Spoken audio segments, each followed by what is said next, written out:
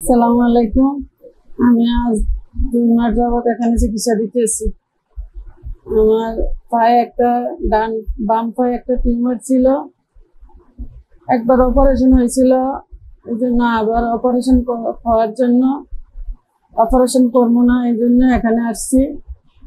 এখানে আসার পরে অনেক ব্যথা ছিল, ব্যথা খুব ভালো, এখন ব্যথা অনেক কমছে।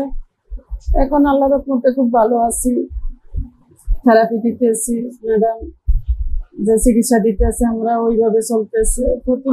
গত মাসে আসছিলাম, এই মাসেও এসে আবার 2টা থেরাপি দিয়ে চলে যাবো। আমরা কুমিল্লা থেকে আসছি, আসা এখানে চিকিৎসা খুব ভালো চলতেছে।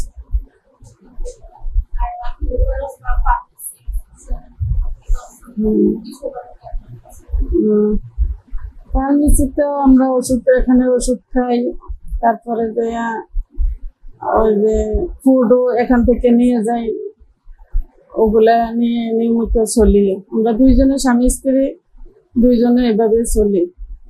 2টা রোজা রাখি, সপ্তাহে 2টা রোজা রাখি, আর ওইভাবে চলি। হাতে সব ব্যায়াম করি, সকালবেলা 1 ঘন্টা হাঁটি,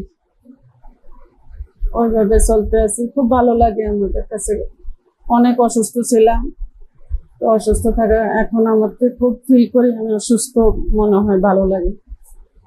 আছি আলহামদুলিল্লাহ, ভালো আছি।